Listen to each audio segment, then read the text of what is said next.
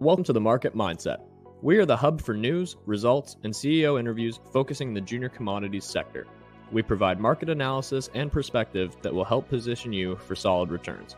If that sounds like something you're interested in, you can help support us by liking this video, subscribing to our channel, and clicking the notification bell. For more info, you can visit our website. All links are in the description below. Now let's get into today's video.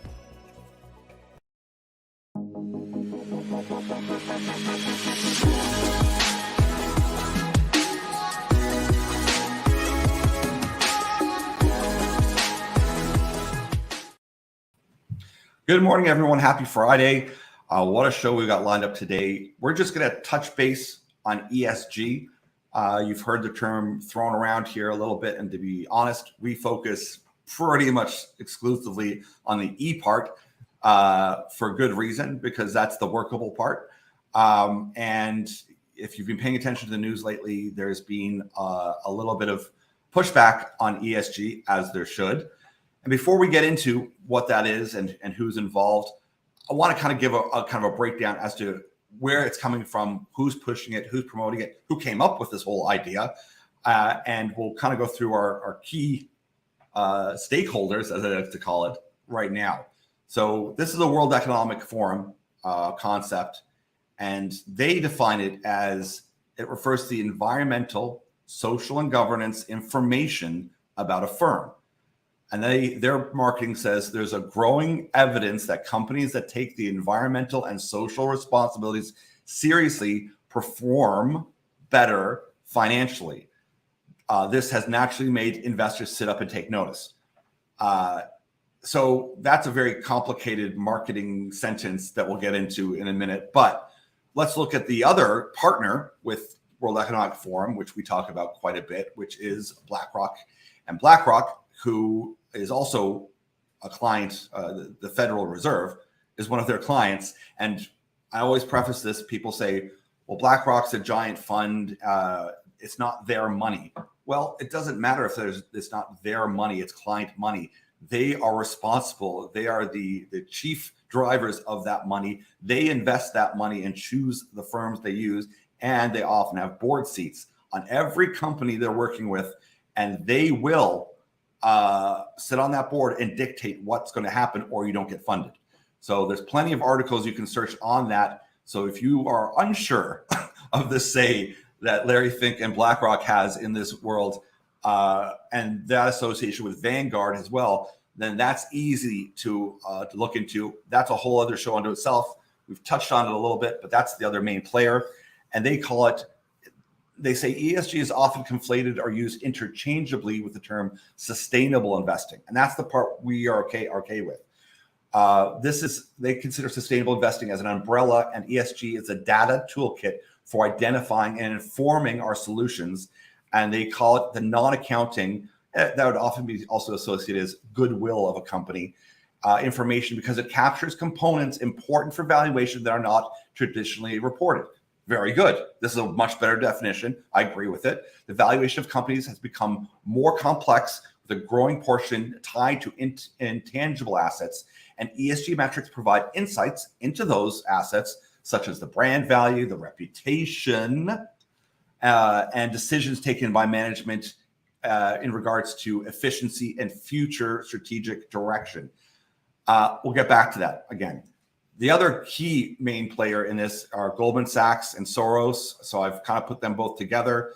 People always get their hair riled up once they hear Soros because of what he's involved with in funds. But hey, here's their statement here. We are passionate about ESG and it matters to us. When you look at ESG, it was building momentum across the asset management industry for years, coming into 2020, on and on and on. That's a quote here you can find from the chief investment officer of Goldman Sachs. So that kind of sets the stage. ESG, what's it mean? Environmental, social, and governance. And the problem becomes very rapidly an issue is when they refer to data and metrics. If you're talking social and governance, you're not talking about scientific data. You're talking about political ideology. You're talking about beliefs.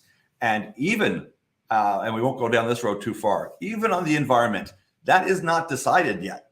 People assume because if they've gone to any kind of university and they've been taught one side of the situation, They just assume that this is the solution. That is far from the truth as far as science is concerned. That we'll leave alone, because we're actually okay with the reality that if you're going to shoot for this green future, that only helps mining. Yeah. So let's look into what that social and governance part is, and that is politics. It's an ideology. They call it stakeholder capitalism. Really, at the end of the day, it's Marxism fluffed up. If you see anything that talks about equality, then you know you're not dealing with anything that's fair, because those that usually talk about equality, and we'll take Canada for example, there is no law that someone can point to that there isn't equality, and hasn't been equality under the law for a long time. And even in the States for decades, for a very long time. So there is no inequality. The problem is when you're dealing with people who talk about equality, they're saying special rights. So they want extra rights for special selected protected classes of people. That's what this is about. And what this is really about is a shift of money from one group of people to other groups of people. And whether you want to call it Bolshevism, whether you want to call it woke, whether you want to call it Marxist, in any event, it's all the same. And it's not exactly what communism would be, because it just isn't. So you can't call it that necessarily technically, but it's certainly, if you look at the players involved, what their intentions are, who they're partnering with, it's easy to make that case. But Austin, why don't you find some of those proponents right now that are questioning what's going on here? Yeah, so I mean, it's quite easy to poke holes in the theories that are out there, and draw some interesting parallels and say, hey, you know what, maybe this isn't all it's kind of cracked up to be. And we'll start it out with, obviously, I think the biggest, most popular one was Elon Musk in a few of his Twitter ramblings. Congratulations on your ownership of Twitter, by the way, Elon. So he's been ranting on his platform a little bit, but he made a tweet a couple of days ago that just said ESG rules have been twisted to insanity. ESG should be deleted if not fixed. So he's kind of saying, look, the idea, the principle of it, what we kind of touched on in your first part there, is good. Like, there's a lot of really good stuff to this. And even on the social and governance aspect, you can say, okay, well, if it doesn't align with my values, maybe I don't want to be investing in companies that produce weapons or tobacco or, things of that nature that I don't agree that are helping the world. Yeah. And then you're taking kind of this great structure and these good ideas, and it's being morphed into this ability to introduce other principles and other ideas that aren't exactly falling into line. And I think Mark Andreessen, who is a venture capitalist, Silicon Valley guy, he was one of the seed rounders in Facebook. I believe he was also involved with Google when they were starting up as well. I mean, I think his firm conducts almost $2 trillion. Yeah, Andreessen Horowitz. Like, I mean, if you want to find a fund, that's the fund for Silicon Valley. That it for sure is. And he kind of drew this parallel, and he said, look, the plan with ESG it'll let you invest in defense companies that are going to make weapons, as long as those weapons are going to fight people that we disagree with. And this all obviously came up with the EU's kind of guidance on ESG, and them being okay with weapons so long as they were going to fight the Russians. And that's all well and good. But you better not buy or invest in oil and gas from Western countries, because that's not benefiting anyone. Yeah. Even though many would argue that would actually be helping fight off the dependence on Russian oil and gas that Europe is currently battling with. And you can see these ESG funds, they don't want to invest in these energy companies here, but they're more than happy to do it over in Saudi Arabia or Qatar.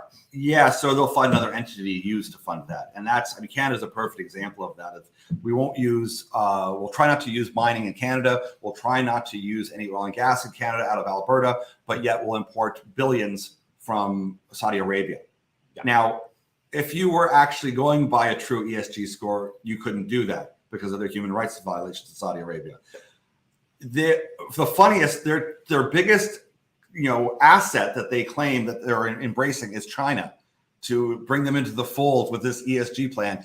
Now they're completely at odds now with ESG, because they absolutely do not fit any one of those. But yet that's the model they're using. And this is the part that scares people, is the social credit system, the way to track people, if you want, I always say, if you want to see where people are going, look where they're spending their money and what they're actually doing. Stop listening to them. because their marketing speech is great. It sounds very fair and it sounds great. I mean, if I looked at it and go, yeah, well, with mining, you have stakeholders at stake all the time that you speak to. You speak with the native groups and you make deals with them, and they do very well off them. And there's all these stakeholders. That's happened for decades.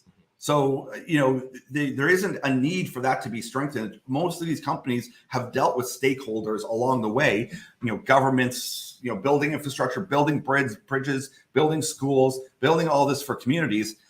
Can that be done better? Sure. Can it be tightened up? Yeah, of course not. It could. And the experiment of saying, let's try to get off oil and gas. Let's 100% do it. All for it. But the problem becomes what they're actually funding, who the people are involved. And unfortunately, all of these people are involved in what's called that woke push. And that isn't just a theory, that's just a fact. So the problem becomes, that's what you're kind of projecting that you want, but at the same time, you're saying this is about something else. Which is a common theme that we see in that system of ideology. And we actually just had a great quote up there on the screen, which was from Peter Thiel. He was talking last week, and I mean, he was specifically kind of talking about Bitcoin, but he essentially was equating ESG to being a hate factory, and that when you're thinking of ESG, you should be thinking of the Communist Party of China, saying that, we should not be allowing them to do certain things, naming enemies. We can't be allowing these certain groups to be dictating and control. We have to find a way to regulate them. And like I said, it's something that you see very common in these ideologies, is really good ideas on the surface, but the actual motivation behind it, underneath it, what is being disguised as something good is actually something that can be very, very detrimental. And we're starting to see some big name guys. I mean, Peter Thiel was a co-founder of PayPal with Elon Musk. Obviously, we touched on Mark Andreessen. Obviously, we touched on Elon Musk as well. These are big players who are speaking out against this movement because they can see, hey, on the surface, this is a great idea. But what is being snuck maybe in here with this isn't quite all it's cracked up to be. No, and because it is driven, and let me put this out there because I hear this all the time, it's fascism. It is 100% absolutely nothing to do with fascism. And I'm happy to have that conversation with anyone out there that wants to. Different ends of the spectrum. Complete different ends of the spectrum, completely different ideologies, politically and philosophically. Yes. Does it share something with a planned economy? Yeah, it does. But having 1 point out of about 100 does not make an equation. It is 100% aligned with more of a communist type of play of a planned economy where we're forcing you, but we're just going to do it by economic means. And we're going to do it by economic means, not only because we can control your bank account, which we've seen in Canada, which they want to do. Immediately, if you did something like protest with the truckers, you immediately had your bank accounts frozen if you supported them. They didn't do that for BLM. I mean, if you want to see the track record for destruction, mayhem, and cause of harm in the U.S., look at that. Billions and billions of dollars. A trucker convoy is annoying, sure, but didn't cost any money. No lives lost. There's about 50 in the U.S. So, I mean, they're not being looked at the same way. And that's for obvious reasons. And I'm not trying to push one side or the other. It's just stating facts that this seems to be what's happening. And if you're worried about it, you should be. And it also doesn't mean that ESG doesn't have a place. It just means that the spectrum of what it could be is so ridiculously huge. And when you hear that the constant theme of we need to have more of X group in this, regardless of merit, regardless of scores, regardless of anything else, that 100% is Bolshevism or communism. It's not, it doesn't make any sense. And even if you're doing it for the right reasons, like you've got a big heart and you want to help, that doesn't mean anything in reality. I mean, these are the things that are very frustrating because there's all of the evidence in the world to support that those have failed continuously on an ongoing basis, never worked once, yet they're going down the road to do it again. And they're basically using China as a model. And that is terribly worrisome. I'm sorry, China has an amazing cultural history, incredible history, up until you hit communism. And then it comes to an abrupt halt. And you'll notice, if you've looked at Mao's Long Walk and the millions that he killed, that was a complete extinction of their history, their culture. Anything looking back into it was considered hateful and unnecessary to create a new vision or identity for someone. This is the exact play out system that's happening here in the West, where anything associated with the culture and the history of Europe or of people coming to North America is erased, take it down, it's hateful, it's this, it's all the same terminology. It's always around race, and it's all that same kind of isms that you hear that stop conversation, the name calling, and then everything stops. So we have to be careful as to what that is. And like all things, whether or not you think WEF is just a think tank or it's a world power dominating this, it doesn't matter. It's real. You can go to the website. They tell you exactly what they're doing. They tell you who they're involved with. The Canadian government, if you listen to our friend Klaus Schwab, has said that he controls most of Canadian cabinet. We're happy to share that video with you. That's disconcerting because even if they're just a think tank, okay, and they meet to discuss issues and hopefully for the betterment of the world, okay, great, let's implement some of them. And somewhere along this line of totally crazy communist ideology to, the ugliness of free market capitalism where we have so much greed, hopefully will lie somewhere in the middle there when all the dust settles, where it's a workable solution where, people feel like they're being heard. They have a fair shake at things. There's a bit more, there's more chances at life. But that's what we really need is that are there equal opportunities at life? Yeah, there is. Now, are you talking about equal outcomes? Equal outcomes is the difference between giving someone a chance and merit or just handing something out. And that's the big difference between on the left and the right is that are you creating chances for someone to thrive or are you holding down a whole bunch of other people so that everyone remains kind of dormant and the same and also like putting the brakes on those that might be exceptional at something because that can't exist. We're all the same. Anyways, it's a big topic. Mm-hmm. And the one thing I'll say is that you need to have pushback on any ideological movement. And believe me, this is an ideology. It isn't coming from science. It's not factual. Is there evidence? Sure. But it's more marketing evidence, as you could read from their positioning of the words they use. It's very grandiose. And this is the problem with ideologies is when you don't define.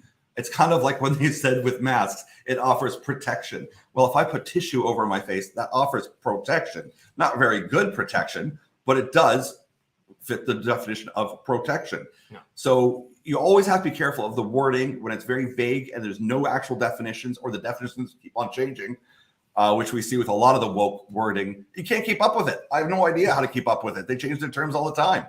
And that's part of the strategy that you've seen throughout history. If you're a big fan of history, reading how these ideologies have progressed.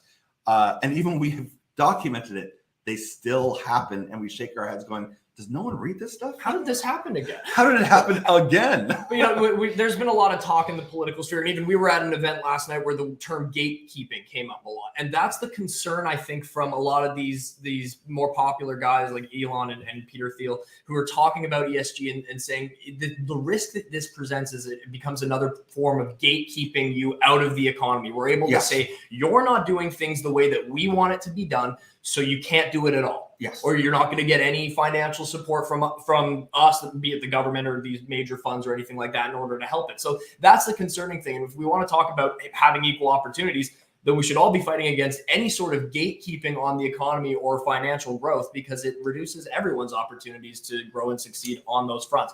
Whether you agree with it or not, that's the key thing is when you start introducing gatekeeping and start limiting people's access and ability to grow their business, that's when it starts to become a problem. Now, do you happen to have that Bloomberg article? And we'll just leave it at this. We found one yesterday in regards to how many company people they fired BlackRock because they sit on the board. So make no mistake, even like when people kind of say it's not their money. If you have a board seat and you control access, you're coming with a message.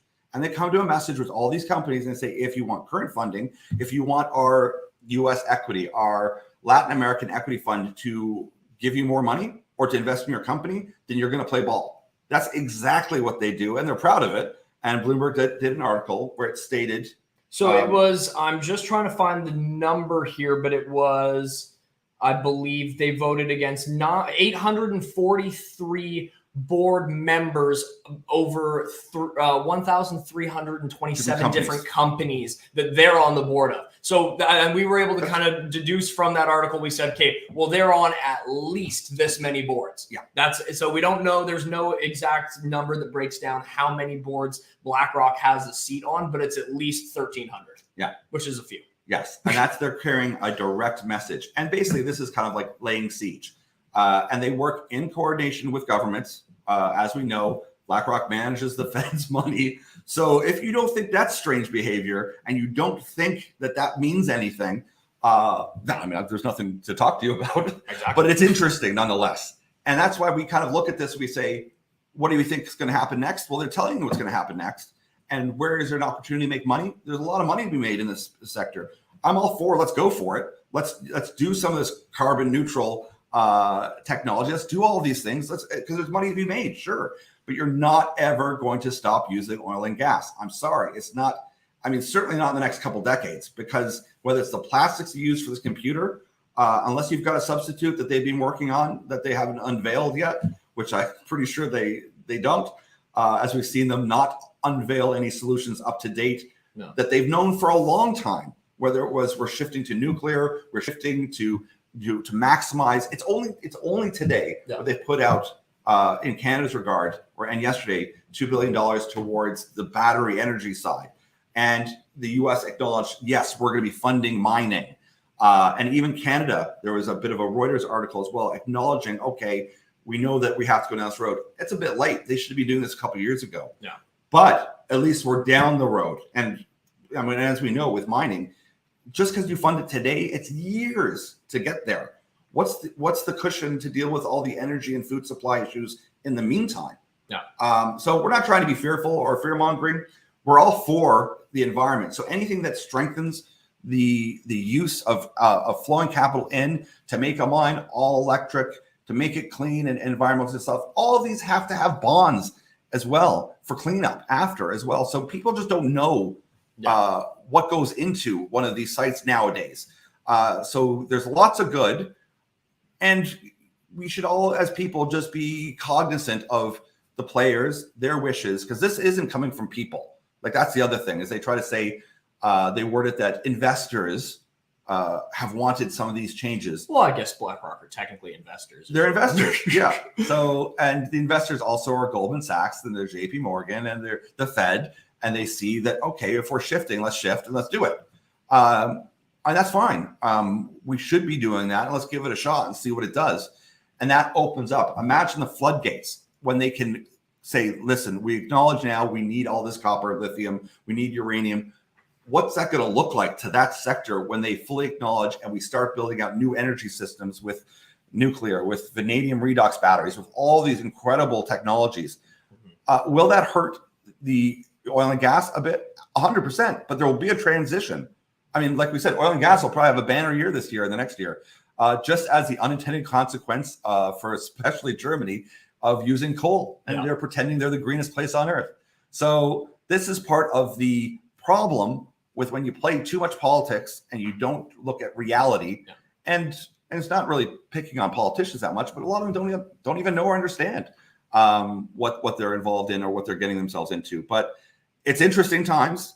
I would say I'm 100%, and I have to be careful with this because ESG is a big push in mining, but that S&G, there's not a lot of good in that. There's not a lot of positive in that. So people need to be aware so that they can have their say. But it's happening. It's coming. It's not going to stop. And we're lucky that we have some proponents from tech, big tech, that are starting to wake up and go, wait a second, hold on. There's some serious hypocrisy between not in my backyard, which is a big thing you see, especially West Coast, of just give me my energy, don't tell me how it's made, to products as well. There's a lot of that type of stuff that people have to come to terms with. And if they want to look at the world in a realistic fashion, it's going to take a little bit of education and a big reality check. And that should come across the whole spectrum. Well, because I would make the argument as well that if you're wanting the best parts out of this, the really good things that we can all agree on with ESG that are helpful and beneficial, do it in your backyard. There's Yeah. there's a lot of jurisdictions in the world you can go in to do mining. You're not going to find many better than Canada and the United States to do Yeah. it. So that's the point I'll leave it on, is I would actually flip it around and do the exact opposite and say, hey, if you really want to do this in the best way possible, you should be doing it at home. Canadian, American, Australian companies that are in the mining sector can 100% become beacons of light if they work well with governments to do this. Yep. So there is an opportunity, and that's what we're hoping, is we see this opportunity to show that you can do this sustainably in the best way. It's not ESG. I mean, mining is still mining. It's very tough. You're drilling into the ground. People don't like that, but it's a fact that we have to face. So if we do it where we have a say, where we can watch it, we're so regulated in North America already that it can be done properly. And that's the part of the stakeholder part that we think is positive, and there could be a lot of optimism. And you can imagine what that looks like, pumping trillions of dollars into, like, even when they were talking at COP26, they want to spend $150 trillion. Like, that's a number that's so far out there. But imagine that as far as inflation and as far as growth. Once it takes off, we're at the infancy right now. We're just going on this ride right now. Yeah. So there's lots of money to be made. There's lots of good, but like all good things, there's lots of bad that might be implemented or maybe not. Woven in there. Yeah. And the more that you're aware of it, the more that you kind of voice out to cushion, don't let it go too far one way or the other. Like, just as you don't want things going too far right, that'd be horrible as well. No one wants to see that. You don't want to go too far left because it always fails and it's just as horrible. So being aware of it, having a say and vocalizing, let's push this more in the middle. We can have a very good sweet spot where people feel like there's opportunity. They have a chance to have a life that they want, and it opens it up to the whole world, not just in Canada, North America, and Europe. Is that the whole world has a chance to go, there's an opportunity here for explosive growth.